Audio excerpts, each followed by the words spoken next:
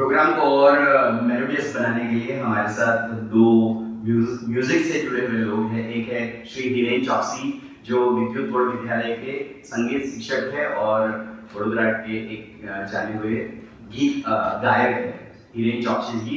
और हमारे साथ हेमांग दनाग भी है, जो वॉइस ऑफ जगजीत सिंह है। तो हम उनसे रिक्वेस्ट करेंगे कि वो इस प्रोग्राम को और मधुर बनाएं। Very good. Very good. Good. Good context.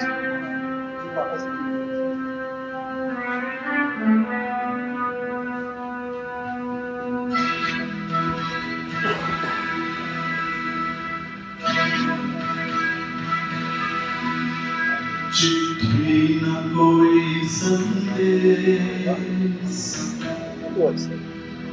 हो, चिट्ठी न कोई संदेश, जाने वो कौन सा देश जहाँ तुम चले गए। चिट्ठी न कोई संदेश, जाने वो कौन सा देश जहाँ तुम चले गए। चिट्ठी न कोई संदेश, जाने वो कौन सा देश जहाँ तुम चले गए, जहाँ तुम चले गए। किस दिल पे लगा के ठेस, जाने वो कौन सा देश जहाँ तुम चले गए।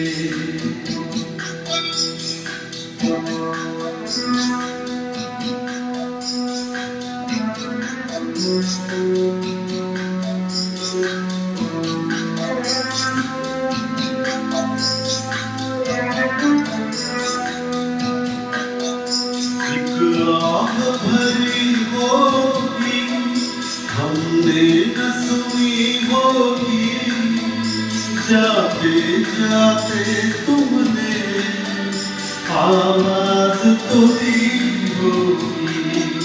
हर वक्त यही है हम, उस वक्त कहाँ थे हम, कहाँ तुम चले गए। चिट्ठी न कोई संदेश, जाने वो कौन सा देश जहाँ तुम चले गए, जहाँ तुम चले गए।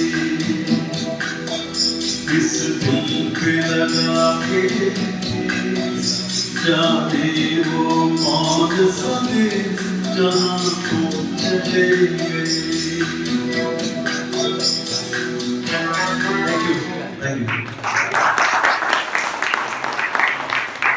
तो ये जो अंतरा गाया ना, तो ये तो 1995 की फिल्म है, शायद 96, 97 की फिल्म है। तो हम ये गाना सुनते आ रहे हैं, मैं तो सुनते आ रहा हूँ 1997, 98 से। लेकिन ये पहली बार मेरे को इस अंतर का मतलब तब पता चला। ये जो अंतरा है ना अभी,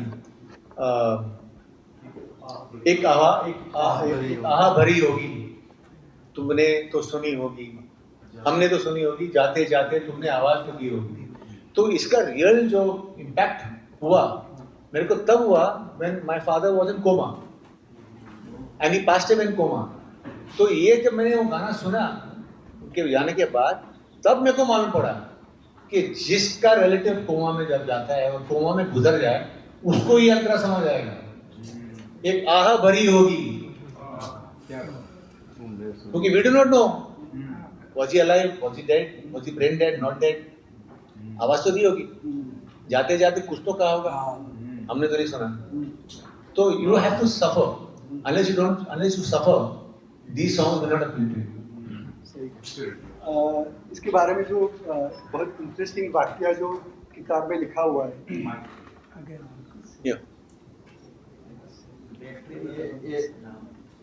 ઇનએક્ટિવ થોડું રહેશે ને એટલે ઓફ થઈ જાય।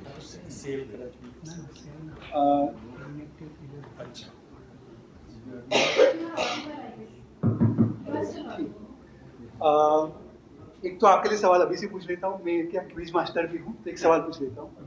ऐसा बहुत ही कम होता है कि एक ही फिल्म, एक ही नाम की 2 फिल्म बनती है और दोनों का संगीत एक ही, मतलब दोनों का लिरिसिस्ट एक ही हो। दुश्मन, दोनों दुश्मन के लिरिसिस्ट आनंद बख्शी। तो जब तनुजा चंद्रा अपनी पहली फिल्म जो दुश्मन बना रही थी, जिसमें काजोल डबल रोल में और संजय दत्त और आशुतोष राणा है, तो तनुजा चंद्रा मेरे ख्याल से इमर्जिंग फिल्म मेकर थी, उनकी पहली फिल्म, फर्स्ट फिल्म। तो उन्होंने फिर आनंद बख्शी जी को अप्रोच किया, क्योंकि उस समय आनंद बख्शी जी काफ़ी एस्टैब्लिश नाम बन गए थे। तो उन्होंने पूरी स्टोरी सुनाई। जो आनंद बख्शी जी का के पहले से क्या रहा है कि पहले पूरी कहानी समझते थे, पूरी, और इन्होंने तो ऐसा बताया कि जब वो कहानी सुनते थे तो पूरे आत्मसात हो जाते थे। मतलब आपको ये बाहर कुछ हलचल भी हुई होगी तो आपको बताना पड़ेगा कि बख्शी जी उठिए, उतने आत्मसात से पूरा कहानी सुन लेते थे पूरी डिटेल में। तो उसी तरह से उनकी पैटर्न के हिसाब से तनुजा चंद्रा जी ने पूरी कहानी बताई। आनंद बख्शी ने कहा कि तुम्हारी कहानी के लिए गाने लिखना मुश्किल है, मुझे वक्त दो। तनुजा चंद्रा जी थोड़ी टेंशन में आ गई कि शायद मेरी कहानी उनको अच्छी नहीं लगी होगी, ये उनका ना कहने का तरीका होगा, सीधा कैसे ना कहे, तो मेरी फिल्म में आगे बनाऊंगी कि नहीं बनाऊंगी, इतनी मैं मेहनत कर चुकी हूँ। तो उसी में वो ख्याल में खोई गई। और फिर बाद में तनुजा चंद्रा को आनंद बख्शी ने बुलाया कि आप आए मिलते हैं। तो आए, एक गाना की जो मुखड़ा है वो सुनाया और कहा कि जब एक हीरोइन का जब मृत्यु होता है तब ये गाना आएगा। उन्होंने वहां तक एक प्लेसमेंट करके दिया। ये आनंद बख्शी जी की खास। अब बीच बीच में ताले बजाते रहेंगे, क्यों नहीं बजाते हैं, वो फ्लोर अटकना नहीं। I think that's the spirit. तो आप तो इसमें इसमें जो लेसन है ना, रियल लेसन है कि 1995 की बात है। तब तक तो उन्होंने कम से कम 2,000 गाने लिख दिए थे, 2,000 गाने लिख दिए थे, वो भी super duper duper super duper super hit. फिर भी देखो क्या बोला उन्होंने कि मुश्किल है काम, इसलिए वो टिके रहे 40 साल, क्योंकि वो हर फिल्म को he was not carrying any baggage of success कि मैं तो आनंद बख्शी हूँ, मैंने तो इतना बड़े बड़े फिल्में लिखी हैं। हर फिल्म को उनको लगता था अरे यार ये कैसे लिखूंगा, ये तो बहुत मुश्किल है। तो this is a lesson for anybody that don't carry your success on in your head. Begin every film, every chapter, every new project के मैं स्टूडेंट हूँ, मैं सीखने वाला हूँ, you know that is why he lasted, because every film was a new challenge. ये नहीं कि अरे हम तो तोप है, नहीं होगा फिर काम। That is the lesson. बीच बीच में आपको जो भी सवाल पूछने हैं तो व्हाट्सएप की सिस्टम रखी है हमने, आप व्हाट्सएप से सवाल पूछ सकते हैं। तो हम जो सवाल जिस हिसाब से होगा वो लेते रहेंगे, क्योंकि सबके पास माइक देना देखेंगे वक्त कैसे है, तो आप व्हाट्सएप करेंगे तो मैं सवाल चेक करते रहेंगे। और मेरे ख्याल से इनको बचपन से ही एक्टिंग, लिरिक्स, सिंगिंग और म्यूजिक कंपोजिंग चारों में इंटरेस्ट था, और उनको लगा कि चारों में से करेंगे कुछ ना कुछ काम। मेरे ख्याल से वो छोटी उम्र में जो 3 जो दोस्त थे तो उन्होंने प्लान बनाया बम्बई से। मेरे ख्याल से उनकी उम्र 12-14 साल रही होंगी। 3 दोस्त थे, प्लान बनाया कि ट्रेन से हम घर छोड़ के बम्बई जाएंगे। तीनों हो गए तो थोड़ा एक दूसरे को सहारा देंगे। स्कूल की किताबें तक बेच दी, पैसा के लिए स्कूल की किताबें तक बेच दी। ये तीनों ने डिसाइड किया कि ट्रेन के रेलवे स्टेशन मिलेंगे और बम्बई जाएंगे। जो होता है वही हुआ, बाकी के 2 लोग आए नहीं। और तीनों ने एक दूसरे का नाम टैटू कर दिया एक दूसरे का कि साथ रहेंगे, लेकिन वो आए नहीं, स्टेशन ही नहीं पहुंचे। फिर आनंद बख्शी के घर गए, पिटाई हुई क्योंकि किताबें तो बेच दी। फिर उनको गुरुकुल में भेजा कि ये तो पढ़ाई नहीं करता है, तो गुरुकुल में भेजा जम्मू में, क्योंकि गुरुकुल में very strict, discipline is a primary, gurukul में primary thing is discipline, everything else is secondary. तो इसको सीधा करने के लिए गुरुकुल भेजा। तो गुरुकुल में जब गुरुकुल गए तो वहाँ एक अंग्रेज आया, और वो अंग्रेज बॉक्सिंग सिखाता था, और बॉक्सिंग सीखने के लिए आपको 1 गिलास दूध मिलता था मलाई के साथ। तो उन्होंने बोला यार ये तो अच्छा है, दूध मिलेगा मलाई के साथ, तो बॉक्सिंग क्लास ज्वाइन कर लिया। लेकिन वो जो अंग्रेज था वो था फ्रस्ट्रेटेड फेलो, वो रोज एक स्टूडेंट को आइडेंटिफाई करता था, उनको मार के बेहोश कर देता था। ये वाज नॉट टीचिंग, उनको बस मारना था, स्टूडेंट्स को मारो बस। तो बख्शी जी क्या करते थे, उनको तो शौक नहीं था, उनको दूध का शौक था, दूध के लिए ज्वाइन किया था, मलाई का दूध। तो वो रोज छुप जाते थे किसी के पीछे। तो 3-4 महीने दूध मस्त दूध पीने के बाद वो अंग्रेज की नजर पड़ी बख्शी साहब पे। बोला you come here, who are you, when did you enter the class? He said I am here since 3-4 months. But how I have not seen you before? Where are the gloves? पहना दिया glove और बख्शी साहब को बेहोश कर दिया उसने मार मार के। वो उसके बाद वो छोड़ दिया मैंने और बख्शी साहब ने लिखा कि मुझे पता चल गया था कि आज मेरा दूध पीने का आखिरी दिन है। तो वो छोड़ के वापस जम्मू आ गए। तो he didn't complete his education, he completed matriculation 8th standard. But she is intelligent. He should tell me. So I am also not a graduate. I dropped out of second year of engineering. तो मेरे daddy ने was very upset. उनको था कि मैं नहीं पढ़ा, मेरे बेटा भी नहीं पढ़ेगा, तो इधर से होता है एक एम्बिशन होता है आपका कि मेरा बेटा पढ़ जाए, मैं नहीं पढ़ सका।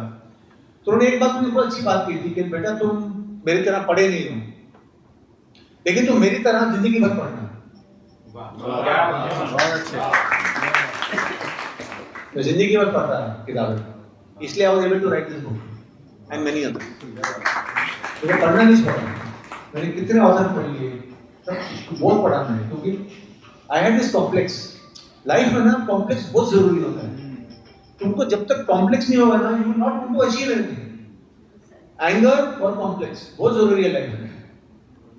These are RDX bomb for the body, for the mind. RDX होता है ये। हाँ, how you use it. It is how you use it. If you channelize your anger towards society कि मुझे recognition नहीं दिया, किसी ने मेरे को मेरा टैलेंट देखा ही नहीं, तुम गुस्से में निकालोगे तो तुम बर्बाद हो जाओगे। लेकिन तुम उसको चैनलाइज करो, उसको काम में डाल दो, उस एंगल को मैं दिखा दूंगा एक दिन तुम सबको, that will make you a star. Anand Bakshi जैसे मैंने बताया रॉयल नेवी में काम किया, उसके बाद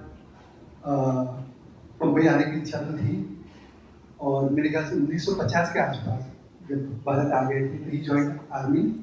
और आर्मी में भी वो सिपाही का रोल था। सिपाही का रोल का ये होता है कि युद्ध हुआ तो सबसे आगे पैदल चल के युद्ध करने में ये लोग रहेंगे। तो वो कहते कि मैं काफ़ी फॉर्चुनेट रहा कि मेरी सर्वाइव भी हुआ, मतलब ऐसी कोई परिस्थिति नहीं आई।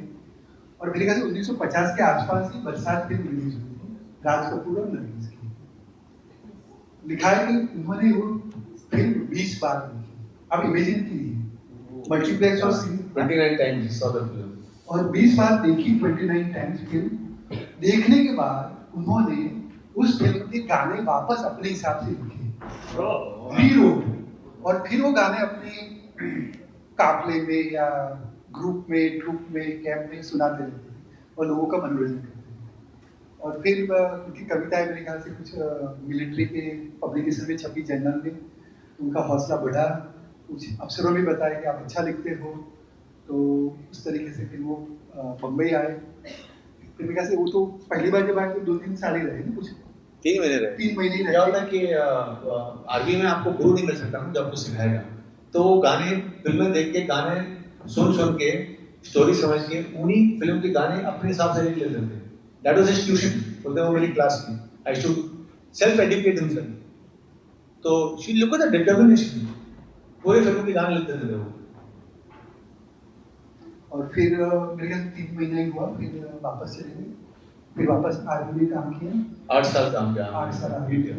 तो मेरे ख्याल से एक सवाल में पहले से फिक्स था कि डिसिप्लिन और क्रिएटिविटी, वो हार्वर्ड बिजनेस स्कूल भी कहता है कि दोनों बहुत ही विरोधाभास हैं। डिसिप्लिन और क्रिएटिविटी का कैसे आप संगम करोगे, है? तो डिसिप्लिन में थे क्योंकि ये कहते हैं कि सुभाष कहते हैं कि आज तक कोई भी गाना ऐसा नहीं हुआ कि उन्होंने टाइम पे सबमिट ना किया। क्योंकि आपको पता है फिल्म इंडस्ट्री कैसी है, मतलब टाइम के मामले में, तो you used to submit all songs in time. तो डिसिप्लिन थी पहले से। और घर में कितने डिसिप्लिन थे यही बता पाएंगे आप ये। और क्रिएटिविटी, सृजनात्मकता का तो कोई इनका विकल्प नहीं। तो कैसे बैलेंस कर पाते थे इसको? आई थिंक मेरे ख्याल में क्या है कि एक तो grandfather was in police, superintendent of police, then he himself was in army, 2 years in Royal Indian Navy, 8 years Indian army. तो डिसिप्लिन तो आ ही जाएगा ना। फिर भी सृजनात्मकता, क्रिएटिविटी, फिर भी क्रिएटिविटी जो होती है वो, हाँ वो तो है, अभी वो तो कुदरती है। मेरे ख्याल से आपने जो 3 बातें कही वही होगी। हाँ वही है, वही हो सकता है। वो क्या और एक गाना सुन लेते हैं, फिर उसके बारे में थोड़ा बता देता हूँ। 34 नंबर 34 था।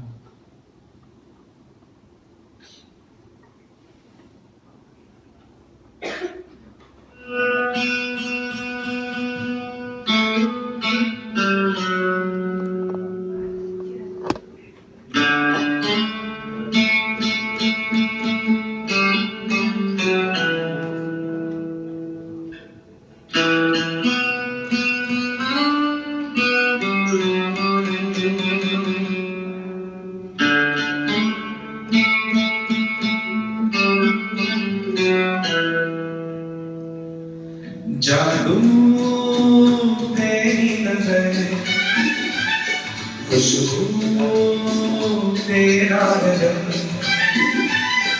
जादू तेरी नजर, खुशबू तेरा बदन, तू हाथ या रात, तू हाथ या रात, तू है मेरी किरण, तू है मेरी किरण, जादू तेरी नजर, खुशबू तेरा बदन, तू हाथ या रात, तू हाथ या रात, तू है मेरी किरण, तू है मेरी किरण। तो जो जब वो आर्मी में थे ना, तो फर्स्ट टाइम वो जब आर्मी छोड़ के आए, तो 1947 में उन्होंने आर्मी ज्वाइन की और 3 साल में उन्होंने आर्मी छोड़ के 1950 में आए अपने सेविंग्स पे। और एक फौजी की क्या सैलरी होती है, 50 रुपया, 50 रुपीज पर मंथ। तो लेकिन वो 3-4 महीने में पैसे खत्म हो गए, तो वापस चले गए। और फिर उन्होंने और 5-6 साल काम किया आर्मी में, और उनको बहुत हौसला मिला from army, from his comates, from the superior officers. लेकिन उनकी हिम्मत नहीं हुई सेकंड टाइम आने के लिए। उनको ये था कि अभी ऑलरेडी मैं एक बार गया हूँ, फेल हो गया हूँ, अभी क्या। तो उनको ये था कि ईश्वर मेरे को कोई इशारा करे, ईश्वर का इशारा। He was waiting for a message from God that go. That came in 1956, because in 1956 his first child was born, and that was a daughter. And when his daughter was born, he remembered his grandmother, दादी, used to say कि लड़कियां जो है ना वो बाप के लिए गुड लक लाती हैं। पंजाबी में saying है, लड़कियां प्यो को गुड लक लाती हैं, meaning the daughter brings good luck to the father. So he remembered that. So he said that sign from God that I am waiting for, that go again to Bombay, try and you will not fail, is the birth of this daughter. That's why whenever I used to introduce my elder sister to anybody, though her name is Suman, but he used to always say कि ये मेरी पहली कविता है। So it was the emotion and the belief that a daughter will bring me good luck, and it paid for it. He never went back to the army. फिर बम्बई आ गए और काफ़ी struggle रहा। आप किताब पढ़ेंगे तो आपको रियलाइज होगा, बहुत ही कम पैसों के साथ बता रहे हैं। जब दूसरी बार आए, एक गाना है ना, जब तक फूल खिले में, यहाँ मैं अजनबी हूँ, मैं जो हूँ बस यही हूँ। उसका सिचुएशन क्या है शशि कपूर का? कोई इसको बम्बई शहर में इज्जत नहीं देता है, काम नहीं देता है, मिलता नहीं है, बिल्कुल वो डिप्रेस हो जाता है। तो वो गाना बख्शी ने खुद ने लिखा था। मैंने किसी ने हेल्प नहीं किया, और फिर वो फिल्म में यूज हुआ। That was a turning point of his career. जब मेरे ख्याल से उनकी जो गाने मिले जो शुरू हो गए, आते हैं उस पॉइंट पे थोड़ा आते हैं। उससे पहले एक शख्सियत का जिक्र करना ही पड़ेगा। काफ़ी स्ट्रगल किया उन्होंने, और जो हम लोग करते हैं ना कि he was trying to get into various film studios, तो वॉक करके जाते तो एंट्री नहीं मिलती। उन्होंने देखा कि कोई गाड़ी में जाता है, टैक्सी में तो एंट्री मिल जाएगी। तो उन्होंने भी दिमाग लगा, हम लोग भी लगाते हैं कि चलो भाई टैक्सी करके जाते हैं तो क्या वो एंट्री मिल जाएगी। सवाल कम पूछता है सिक्योरिटी वाला। तो ऐसे करके वो अंदर भी गए, राज कपूर को भी मिले, फिर अलग अलग लोगों को मिले। तो राज कपूर ने कहा कि भाई मेरा मामला तो सेट है, मेरा तो क्या वेंडर सेट है, यही करते हैं ना। मेरा तो मामला चलता है कि डिस्टर्ब करूँ शैलेंद्र जी और शंकर जी के साथ, तो चल रहा है उनके मामले साथ। तो उनका जो सेक्रेटरी था मिस्टर खड़े, खेरा ने कहा कि भाई वो इम्प्रेस हो गए सेक्रेटरी, बोला कि मैं फीचर में फिल्म बनाऊंगा तो भाई आपका सारा डील डन है। तो बाद में बनाई और दिया भी। तो इस तरीके से वो बना, लेकिन स्ट्रगल काफ़ी रहा, काफ़ी। और फिर तो उसे फिर नहीं मिल रहा था, तो उन्होंने सोचा कि आपको वापस लौट जाते हैं। मेरे ख्याल से 4-5 साल रहे, 1-2 साल तो वेटिंग रूम में ही रहे कि सारी पैसे सब खत्म हुए थे। और फिर मरीन लाइन्स पे बैठे थे, और फिर मेरे ख्याल से यही बताएंगे मरीन लाइन्स पे जो वाकया हुआ वो। हाँ, तो सेकंड टाइम जब आए ना, डॉटर बॉर्न हुई, बड़ी हिम्मत लेके आए थे। लेकिन वो भी फेल हो गया और उन्होंने सोचा कि यार ये तो मेरे लिए this is not for my cup of tea, I must not go back to the army and I hope they take me back third time. Second time ले लिया था वापस। तो मरीन ड्राइव स्टेशन पे थे और उनको एक टीसी ने आके पकड़ लिया, तो उनके पास टिकट नहीं था। तो उन्होंने बोला तुम्हारे पास टिकट नहीं है, फाइन भरो। तो इसे मेरे पास फाइन का पैसा नहीं है। तो ऐसे ही जब आज तुम क्या कर रहे हो बॉम्बे में? तो इसे मैं गीतकार बनने आया था। तो इसे तुम क्या गीत लिखते हो? इसे हाँ। अभी व्हाट अ कोइंसिडेंस, वो जो टिकट कलेक्टर था वो वो शायरों का शौकीन, शायरी का गीत का शौकीन था हिंदी फिल्म का। तो उसने बख्शा बोला अच्छा तुम गीत लिखते हो? हाँ चलो सुना मेरे को। और वो बैठ गया उनके पास और उन्होंने उनकी कहानियां सुनी, उनकी पोइट्री सुनी और उन्होंने कहा उनको कि तुमने जो लिखा है ना ये तो बड़े बड़े दिग्गज शायर हैं, उनके बराबर का लिखा तुमने, तुम वापस मत जाओ, तुम्हारा कुछ ना कुछ होएगा ही होएगा। आप सोचो कि टिकट कलेक्टर चित्रमन स्वरूप मारवाड़ी, हमारी जात का भी नहीं, और उन्होंने बोला मेरे पास पैसे नहीं है यहाँ रहने के लिए, मेरे सब पैसे खत्म हो गए, इधर मैं तुमको रखूंगा। और उन्होंने बख्शी साहब को अपने घर में 3-4 साल रखा विदाउट एनी पेमेंट, पैसे भी नहीं दिए। और मेरे ख्याल से थोड़ी सी पॉकेट मनी भी दिया करते थे ताकि कहीं जाए घूमे। और जिंदगी भर कभी कुछ मांगा नहीं बख्शी साहब से, ये भी एक फिल्म का टिकट भी नहीं मांगा कि आपकी फिल्म लगी टिकट दे दो, कुछ नहीं मांगा। Pure so good soul. अभी मैं कहता हूँ मैनेजमेंट के कंसेप्ट में थोड़ा ड्रॉ करता हूँ। तो बीच में ही इन्होंने मेरे ख्याल से शैलेंद्र जी और असर जी को भी कहा कि आपको यहाँ नाम बनाना है, तो एक काम करो रोज तुम 5 लोगों को फिल्म इंडस्ट्री को ऐसे लोगों को मिलो। हमें भी कैरियर बना होता है एक्टिंग, रोज उस इंडस्ट्री के 5 लोगों को मिलो, चाहे कैमरामैन हो, वॉचमैन हो, सेक्रेटरी हो, कुछ भी लोग 5-5 लोगों को तुम मिलो, अपने आप तुम्हारा नेटवर्क बढ़ेगा, अपने आप तुम्हें मौका मिलेगा, क्या तरीके हैं, क्या चाल चलन चल रहा है, सब तुमको अपना ही कंटिन्यू और उसकी वजह से ही आगे चलते चलते उनके काम आगे होते। तो उनकी पहली फिल्म फ्लॉप हो गई ना, और फ्लॉप होती तब वो काम नहीं मिलता है, और तब उसके बाद फिल्म फ्लॉप हुई और उन्होंने सोचा कि मैं वापस जाऊंगा, मेरी फिल्म भी फ्लॉप हो गई, मेरे को काम नहीं मिला है।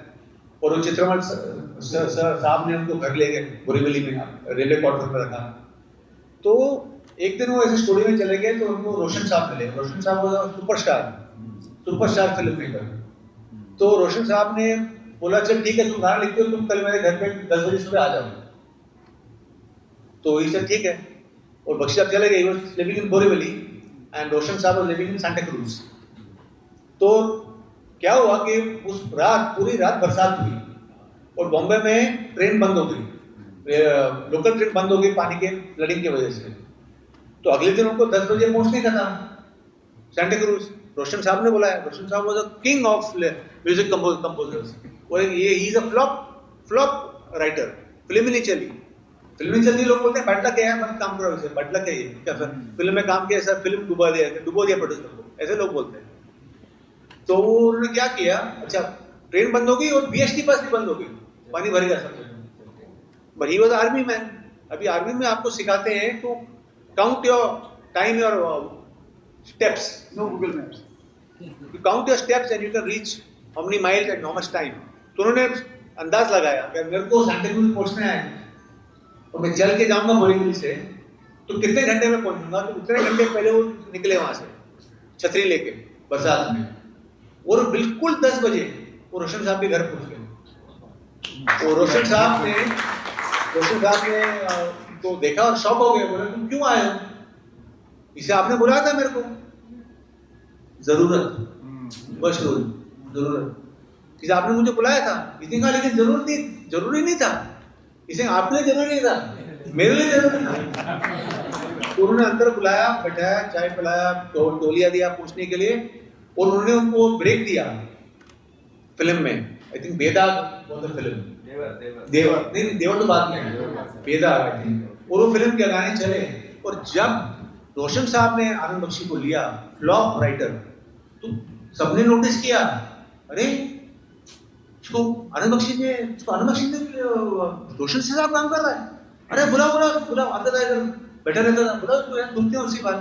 क्या होता है आप कब, अभी you may not, nobody may know you, लेकिन आप मुकेश भाई के दिख जाओ, या अडानी भाई के बाद दिख जाओ तो यार बुलाओ यार चैप्टर का साले को। कल मैंने देखा था गाड़ी में बैठा था पुतिन, मोदी जी पुतिन के साथ बैठे हैं, पुतिन को बुलाओ मीटिंग के लिए, बहुत बड़ा आदमी है पुतिन, मोदी जी के साथ बैठा है। तो वही होता है कि अरे रोशन साहब ने लिया है तो उनको काम मिलने लग गया, तो उनको सेकंड लाइफ रोशन साहब की वजह से मिली। लेकिन अगर वो सुबह अगर वो चल के नहीं जाते घर से और अपॉर्चुनिटी नहीं मिलती उनको, तो अपॉर्चुनिटी लाइफ बहुत देती है। ठीक है, आपको BMW नहीं दिया, साइकिल तो भेजा था आपकी तरफ, आपकी नजर BMW पे, तो आपने साइकिल को ठुकरा दिया, आपको साइकिल भी नहीं मिली ले लाइफ में, रह गई वो पीछे, क्योंकि आपकी नजर BMW पे है। अरे पहले साइकिल पे तो चल ले भाई,